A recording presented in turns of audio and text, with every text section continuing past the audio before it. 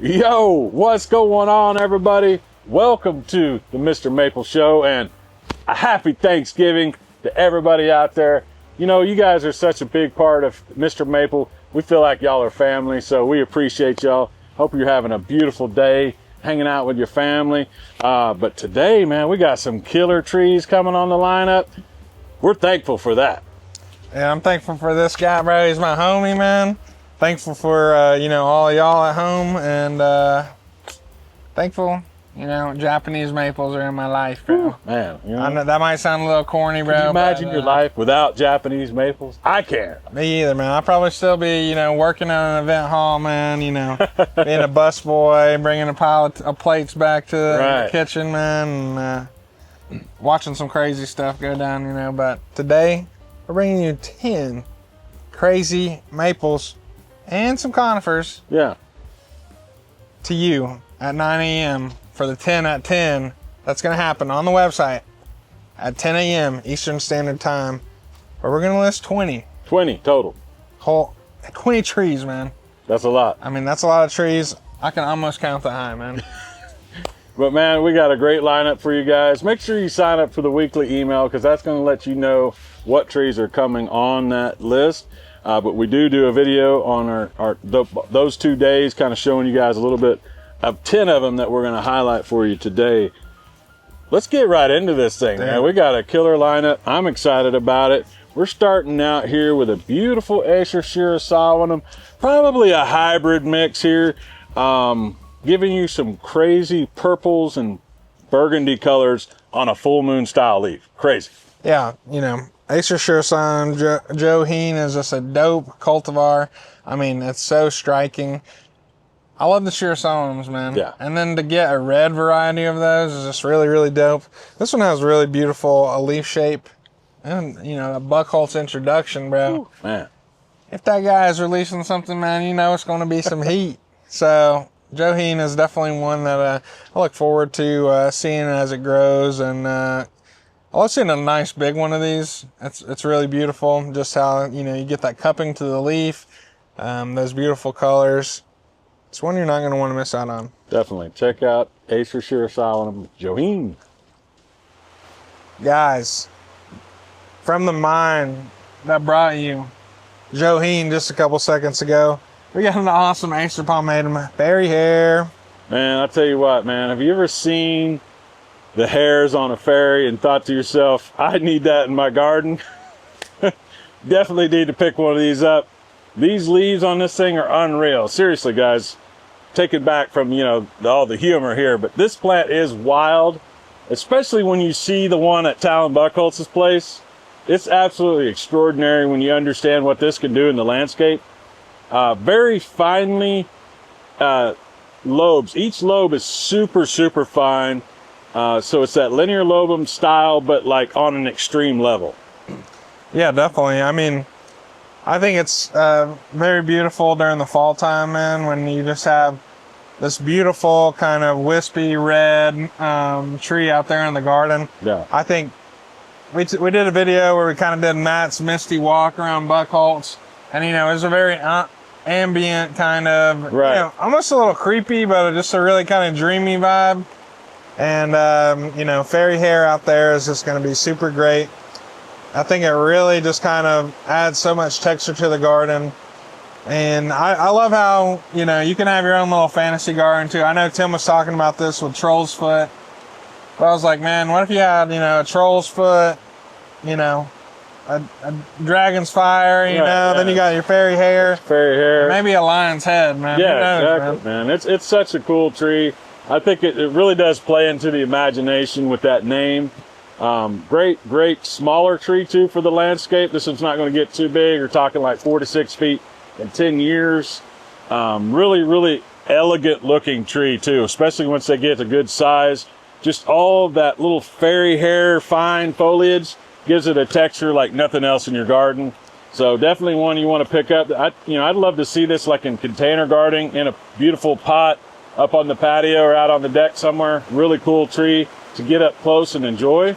Glad we're offering these today, man. Yeah, guys, make sure not to overwater these because, on something that's dainty, you know, we're gonna get worried about it burning up a lot.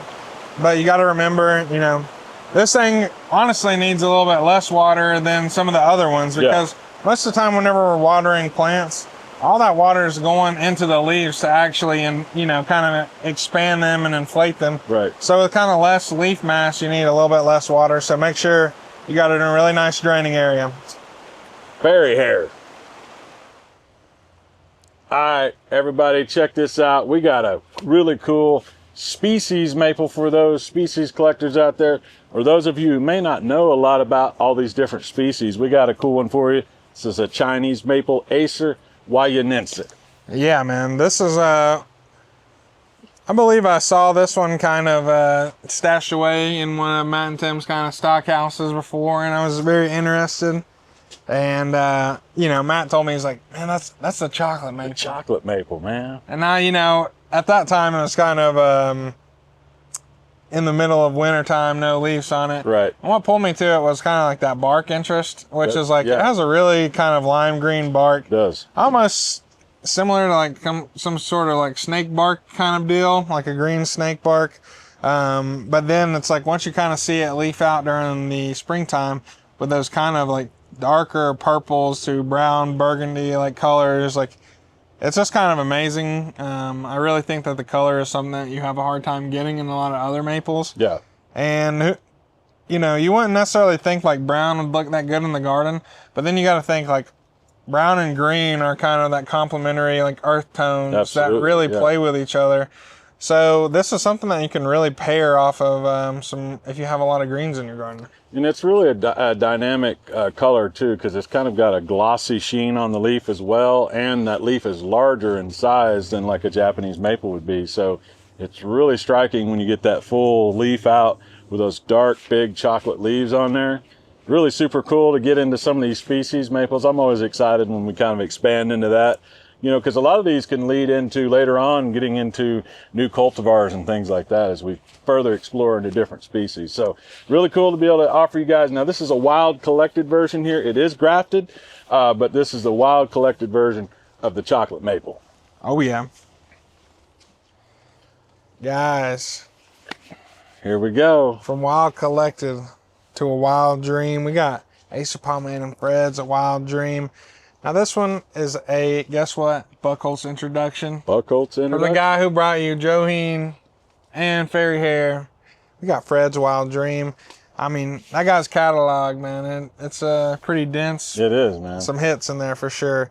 And Fred's Wild Dream is a beautiful, you know, red reticulated variety. It's going to leaf out with some really nice, you know, wider kind of pinky flush, and then move kind of into, you know, a nice solid cherry red, and then moving back into some really nice fall colors.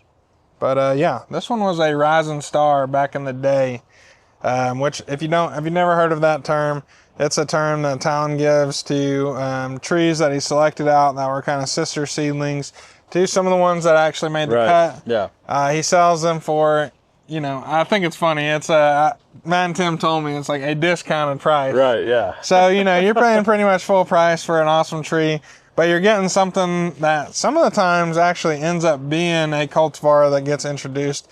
Sometimes Talon sits on these trees, you know, once you start sitting there and you walk past it every day, it's sitting in this one little section, and then somebody finally comes to get it, you realize how much it actually means to you. And that was the case here with the Fred's Wild Dream. I think Talon had 2 nurserymen that came to the nursery. They were checking out the rising stars, man, because I mean, anytime you go to Buckholz, you got to check out the rising stars. Yeah, I mean, that place is amazing. Yeah. So, and one of the guys' name was Fred, and I think they decided they were going to buy it. And Talon's like, whoa, hold up. I'll give y'all some of the first grafts of this one. Let me put that back. But, you know, sometimes you don't know what you got until it's walking out the door. Hopefully you figure it out before then. But, you know, it's always nice to say, hold up. Let me get this in the trade for everybody else before I send it off with you. And that's how we get this one today. Yeah, really cool tree. I mean, this kind of gives me those kind of amber ghost vibes, definitely. A really cool story behind it. I love a good story behind a cool tree. And yeah, I mean, you know, some of those dreams you have, you know, those fever dreams, like, you don't forget that, man. This is one of those trees you won't forget Definitely really bold fall color, kind of this peach red color, real vibrant in the fall.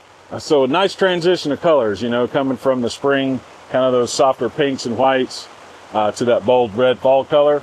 Really good medium-sized tree. You can get around 8 to 10 feet in 10 years. So kind of that expected growth habit on a Japanese maple. But really cool tree to add to your landscape. All right, guys, we got another awesome plant for you here. This one comes from the Area 51 collection here at MrMaple. An exclusive MrMaple introduction for you guys here. We got Acer Palmatum Cupid. Yeah, I mean, sometimes Cupid works as magic, man. That's why you need this in the garden.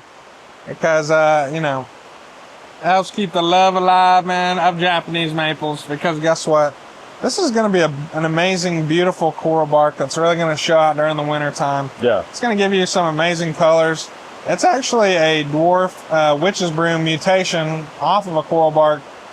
And I believe the story goes, now I'll say, you know, fact check me on this. I believe Matt and Tim found this around or named it on Valentine's Day. Nice. So they knew that the love was in the air during this one. And yeah, this is going to give you some great fall colors too for coral bark variety. Yeah, I love the way that the fall colors contrast with that bark. Really intensifies, and especially even coming into springtime, because you still have a lot of that really nice red colors from those cold winter. And then you get into spring and those really bold green leaves start to pop out over that red bark. Really striking. I love that about coral barks. They just provide year-round interest, which is kind of uncommon with Japanese maples. I mean, obviously they all have great structure and things like that, but it gives you a bark interest. And being a dwarf, I like that because I got a small garden. Definitely a lot of spaces you can put this in your landscape. So great versatile coral bark for your garden. Yeah, I was going to say, you know, you can maybe make like a love garden, but that sounds kind of freaky. I don't know, man, you know. You want to come check out my love garden? I don't know how many people would take you up on that, bro. Yeah, maybe you throw, you know, you got your Cupid in there. You got your Carolina sweetheart, you know, and then, like it, you know, got a little heartbeat too. Who knows, man? That sounds like a great lineup. Straight up, this is an awesome Acer Palmatum Hime shojo. Look at the sizes on these, man. The structure on these things is absolutely insane, man. Man, this is a tree, you know. If I were somebody at home sitting there watching this 10 at 10, I'd be stroking the beard right now. I'd be eyeballing this one. Hime shojo. I've heard of that one before. Now, guys, this is one of my favorite red witch's brooms. I think that it is. Whenever I think of a witch's broom, Hime shojo is really one of the ones I think about. Yeah. Because it just has such a funky shape. It has such a funky leaf, you know, morphology. And I think it gives you some of the most textural contrast there is, like on itself and in the garden. Yeah, and really nice red colors too. In the spring, leaves out really bright red. And you hit on the leaf shape. I like that about it too, man. It's super. Each leaf is different. Kind of gives you like this really odd textural feel in the garden. And because it's that dense, compact habit, that kind of accentuates all that diversity of leaf style in it. Really nice display of color, you know, that kind of tight ball shape that it gives you. Now this thing's only going to get maybe like 4 to 5 feet in 15 years. So if you've got a small space, you don't have to worry about this kind of outgrowing that space. Really cool use for the landscape. I was kind of imagining this also as like maybe even like a border wall or something like that in your garden. You could line up maybe 4 or 5 of these and create a little border wall from another section. Really cool. Lots of ways you can use this in your garden. Yeah, I agree, man. And, you know, this one is also similar to Seiho in a way and some of those other dwarf varieties where sometimes during the summer, you know, when you'll get kind of crazy flushes of growth that will kind of maybe even extend way up. Don't get worried about those. If you don't like them, just cut them back down. But this tree is going to put on a lot of height and then it's going to densen as it goes. Right. So like I said, don't be too worried about that. If you really don't like it and you're trying to maintain the shape, you know, you can always prune those long branches back. But like I said, I think these are some of the best size Hime shojos. These are some of the best shape Hime shojos we've had. And this is really one that you're not going to be disappointed in. All right, guys, we got another awesome tree for you today. We got Acer Palmatum Mama Fu. Yeah, I think Freddie Mercury was singing about this one. He's like, Mama Fu. Guys, he's as passionate about Japanese maples as I think, we are. And Mama Fu, if you like variegated varieties, look no further than Mama Fu. One of the easier ones to find in the greenhouse. Yeah, for sure, man. This has got really striking variegation. A lot of times when we're out pulling orders for this, say, man, I need a Mama Fu, and say, what'd you say about my mama? Can't be saying about that my mama like that. So, but anyway, man, we love this tree here at Mr. Maple. Super cool variegation style on this. Got the pinks, greens, whites mixed into that leaf. All kind of different on each style of leaf. The variegation kind of swirls and changes on that. Nice dwarf kind of size on this as well. Yeah, I love the leaf shape, and I love that color. Like I love Hanamatoi, I love the Rino Nishiki styles, and I really like Mama Fu just because that kind of elongated leaf with that beautiful variegation in there. With those three kind of contrasting colors is just so beautiful. I think putting this next to some other variegated varieties, maybe like that Uzunishiki that was on that last 10 at 10, would be really cool. Get to see some of those differences and how, things kind of separate themselves, but kind of have that same kind of vein of feel. Yeah, really nice fall color on this too. You can get some oranges and reds, and I like where the variegated plant goes to fall colors. You get a nice mix of colors on that. Super cool tree, guys. Don't be sleeping on this. Acer Palmatum Mama Fu. All right, guys, you ready to do a little time traveling? I'm going to take you way back in time. We got a Japanese maple that's on the 1800s list. We got Acer Palmatum Umegae. Yeah, I mean, if it's been around that long and it's still out here, man, hey, if it ain't broke, don't fix it. You know what I'm saying, man? Exactly, dude. I think this one has some of those most striking kind of deep red colors. I think as we go into like those blood good areas, I think there's kind of a split somewhere where you kind of have trees that are kind of almost in that burgundy-ish color as opposed to kind of like those kind of picked up red colors. Right. And I think there's a lot of depth to these, Umegae being from 1882, we're just looking at the site to confirm that. That's just so awesome. I love the leaf structure and shape too. It's just beautiful. Yeah, it stood the test of time. I mean, this is such a cool cultivar for me personally, because I love getting into the history behind a lot of these cultivars that we have. And part of my, thought as a collector is I get to help preserve a lot of these trees in my collection. It's because of people like us who, want these kind of trees in our collections that keep them alive and keeping them in propagation. So Acer Palmatum and Umegae, definitely one to kind of pay your dues to the classics, back in the day. Definitely one you don't see in the landscape too. It's been around so long and I think it's kind of been forgotten about a lot, not used in the landscape. Very striking colors. We had the chocolate maple early on in this 10 at 10. This is kind of that Japanese maple version of that, because that was the Chinese maple. So really nice kind of dark mahogany, kind of burgundy colors on this.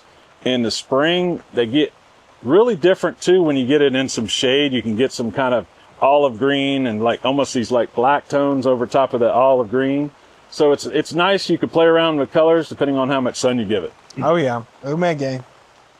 All right, guys, we got another really cool Japanese maple for you here. We got Acer Palmatum Villa Taranto. Oh yeah, I mean, that's like a fancy name right there, man. That must come from like somewhere like Italy or something. Must have. Yeah, this is a cool introduction from Italy. It's actually named after the garden in which it was found. So really cool seedling that's been grafted and cultivated. This is a linear lobum style Japanese maple.